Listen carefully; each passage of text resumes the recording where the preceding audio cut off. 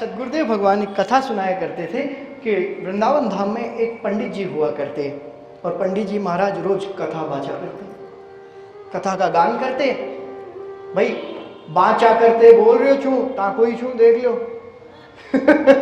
माँ का राजस्थानी में यही बोली जाओ से बाचा करता का पंडित जी का ही करे छे कथा बाचे छे। तो बात अहिया है कि पंडित जी रोज कथा बाचा करता। अब रोज कथा बाचता और बैठ आराम से खूब लोग सुनता वहाँ की कथा। अब जही कथा सुनता और एक दिन का ही हुआ कि वहाँ कने पीछे एक डाकू आर बैठ गो। डाकू के मन में यह भाव आयो कि महाराज इतनी सुंदर कथा सुनावे छे और महाराज की इतनी सुंदर शैली थी, इतनी सुंदर शैली थी कि डाकू जो वो भी मोहित हो गो। एक समय क्या हुआ कि महाराज जी नंद नंदन का श्रृंगार वर्णन कर रहे थे कि प्रभु दिखते कैसे हैं, वो वर्णन कर रहे थे कि वो कितना सुंदर है कि जब वो ठुमक ठुमक के चलता है नंदगांव में, उनके पैरों की नूपुर जिस प्रकार बजती है, जब वो कर्णों में पड़ती है कर्ण रसायन के तौर पे, आहा क्या सुंदर श्रृंगार करती है यशोदा माँ, उनका क्या सुंदर श्रृंगार है। पैरों में नूपुर बज रहे हैं, पायल सुंदर, हाथों में बाजूबंद पहनाती हैं, तो सुंदर सा बालक है छोटा सा, काजल लगाती हैं, मृग छोना सो काजल, मृग छोना, हमारे गुरुदेव भगवान कहते हैं मृग छोना, मृग के समान काजल लगाती हैं, कपोलों पे इस प्रकार सुंदर आकृति बनाती हैं, आह क्या दिखते हैं प्रभु। कानों में कुंडल पहनाती हैं, रत्नों से सुसज्जित कुंडल, नथ पहनाती हैं छोटी सी प्रभु को, गले में सुंदर मोतियों की माला पहनाती हैं जिसमें नीचे दिव्य मणि से जड़ित वह माला। इतना सुंदर स्वरूप हमारे गुरुदेव भगवान वर्णन किया करते थे कि हम तो उसके आसपास भी नहीं हैं। वो गाते क्या थे, क्या वर्णन करते थे हमारे गुरुदेव भगवान, मेरा गोविंद प्यारा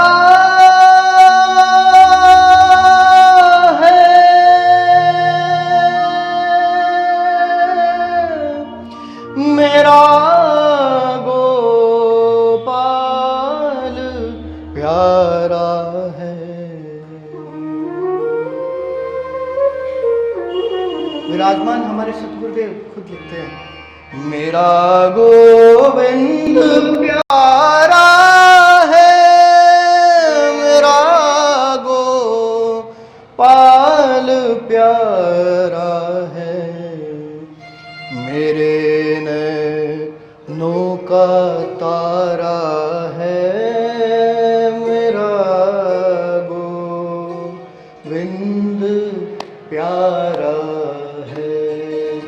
मेरे नैनों का तारा है, मेरा गोविंद प्यारा है, मेरा गोविंद प्यारा है, मेरा गोपाल प्यारा है, मेरा गोविंद प्यारा है,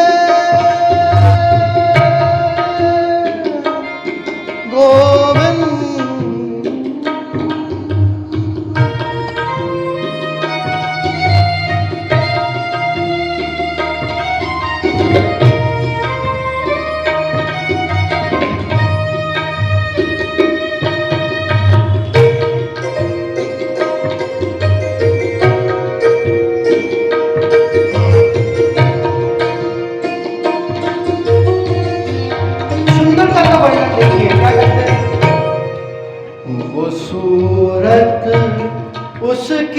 भोली सी वो सिर पगी या मटोली सी, सिर पे पग बांध रखी है सुंदर सी, वो सूरत उसकी भोली सी। इतनी भोली सूरत बना लेते हैं जब शैतानी कर रहे होते हैं, चंचलता दिखा रहे होते हैं, और जैसे ही यशोदा उनको दौड़ती है मारने को कि अभी बताऊं तुम्हारे को, इतनी सुंदर सूरत बनाते हैं कि खुद मुक्त हो जाती हैं, कुछ कह ही नहीं पाती। वो सूरत उसकी भोली सी, वो सिर पगी या मटोली सी, और वो बोली मीठी ठोली सी, बोली दृग बाण मारा, बोली ऐसी कि दृग बाण मार रहा हो कोई, इस प्रकार बोली है। कैसी बोली है? दृग बाण मार रहा हो, आंखों से इशारे से मार देते।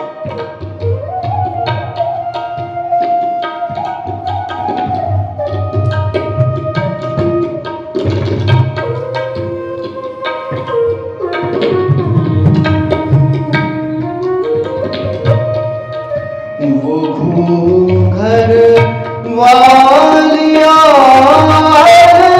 के, वो झोंके वारिया पलके, वो घूंघर वारिया के, घुंघराले बाल हैं, घुंघराले बाल हैं, और पलके कैसी है? झोंके वाली पलके हैं, झुकी रहती है, झोंके वाली पलके। वो घूंघर वारिया के, वो झोंके वारिया पलके, मेरे बीच में हलके, छुटा घर पार सारा है, मेरे दिल बीच में हलके। अरे इनके पीछे ही तो सारा घर-बार छोड़ के साधु संत बोल रहे हैं। पूछो महाराज से, इनके पीछे घूम रहे हैं, पीछे पीछे सारे घर-बार छोड़ दिया है भक्तों ने। संत अपने घर-बार को छोड़ के इनके पीछे पीछे चल रहे हैं।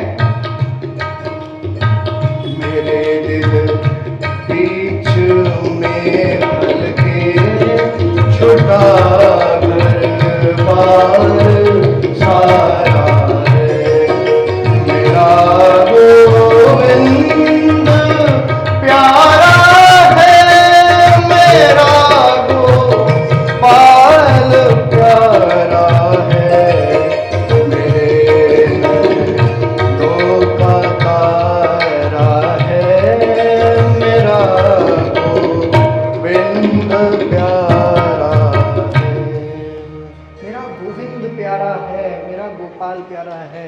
हमारे गुरुदेव भगवान कहा करते थे कि दरस शुक्र रैन दिन लूटे, न छिन भर तार ये टूटे, लगी अब तो नहीं छूटे, प्राण हरिचंद्र वारा है।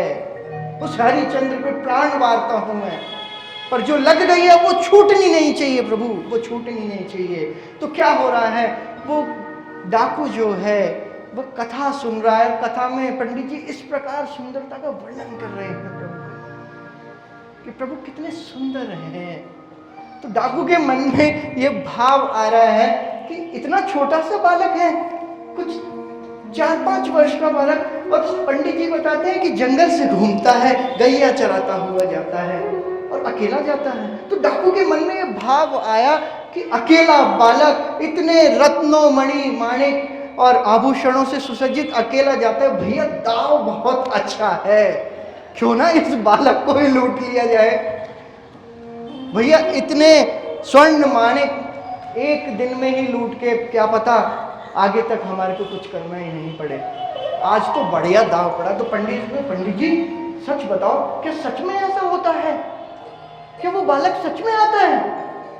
पंडित जी ने बोले हाँ हाँ बिल्कुल सत्य बोल रहा हूँ। पंडित जी भी थे तो बड़े चतुर, तो तो बोले हाँ मैं सत्य बोल रहा हूँ, आता है, जरूर आता है।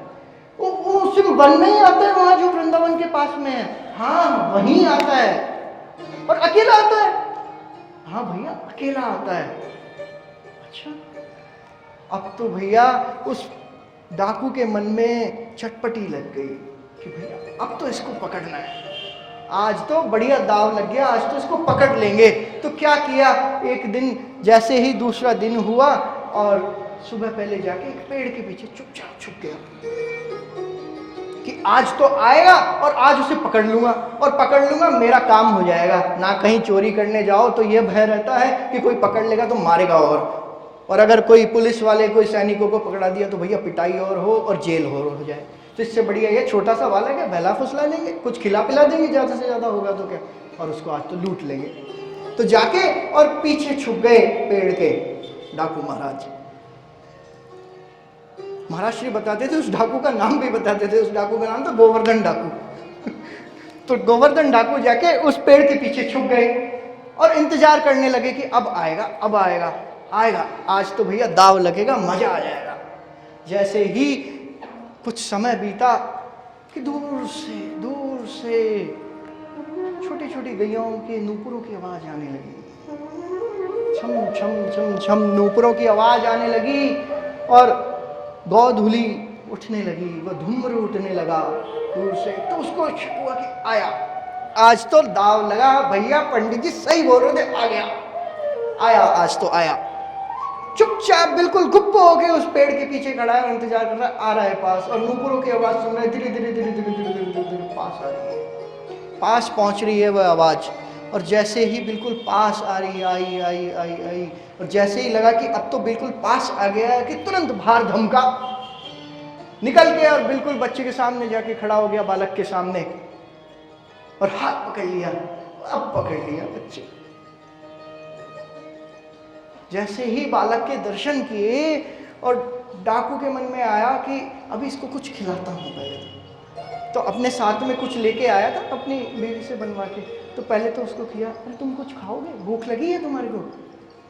डाकू बोला हाँ हाँ भूख तो बहुत लगी है भैया, इतनी दूर से पैदल चल के आया हूँ, आज तो माँ ने कलेवा भी नहीं कराया, बहुत भूख लगी है, खिला दो। तो डाकू बोला हाँ हाँ लो प्यारे, लो खाओ, बड़े प्रेम से भोग लगाया।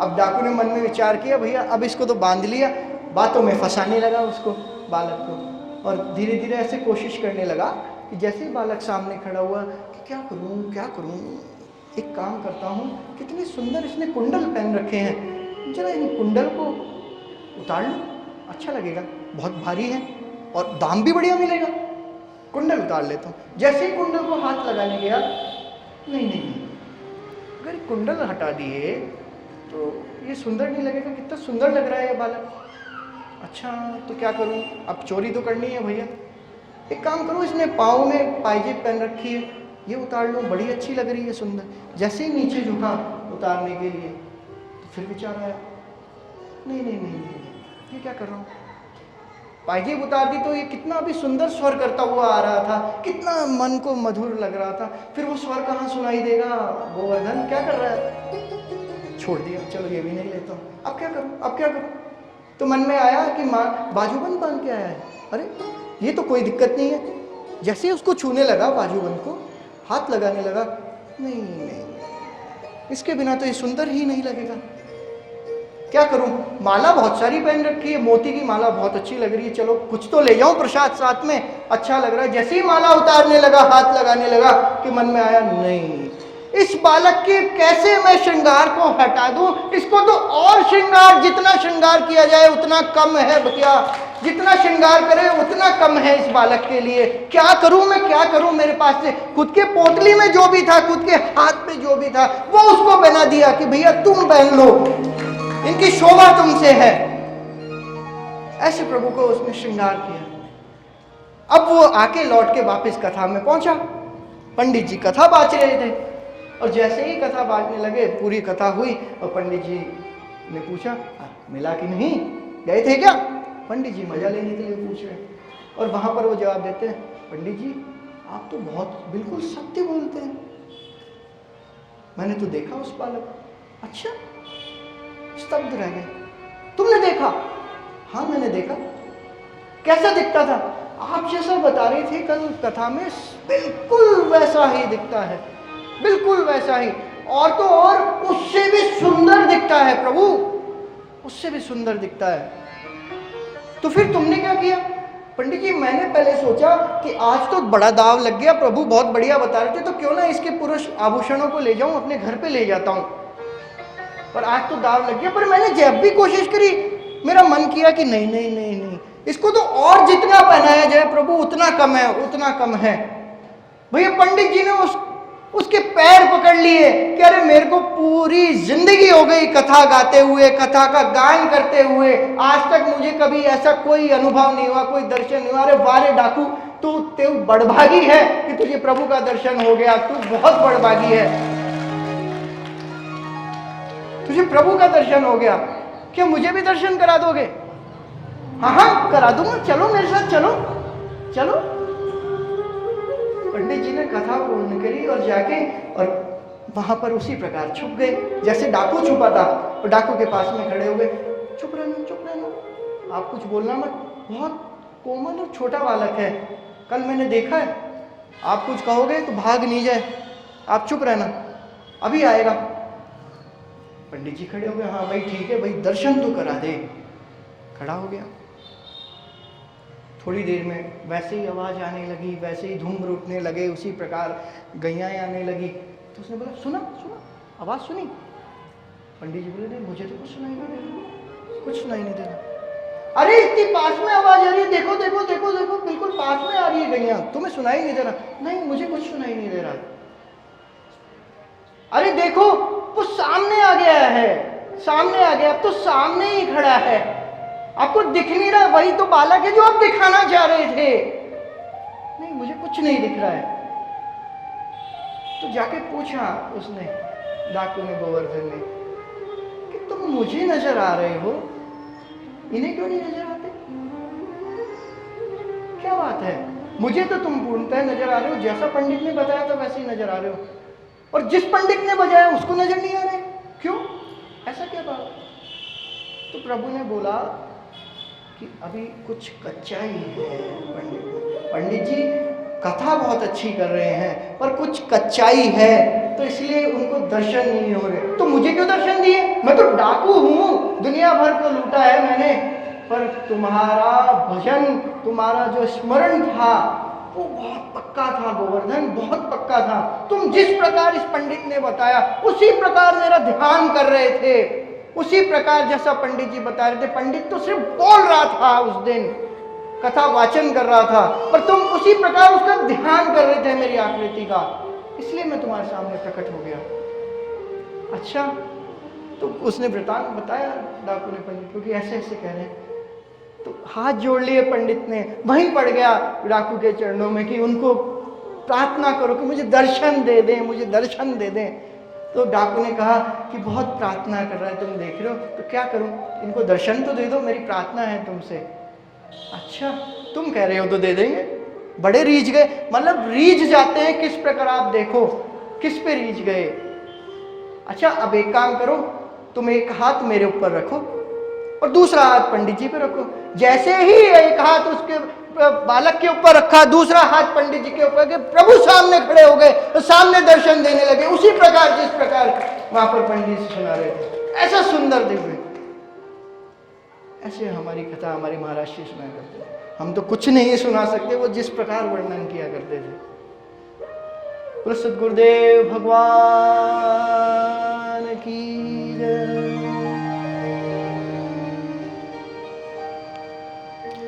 वो कहा करते थे कि गुरु तो गुड़ ही रह गया और चेला शक्कर हो गया। ये वृतांत कहा करते थे हमारे गुरु जी कि गुरु जी गुड़ रह गए और चेला शक्कर हो गया। ये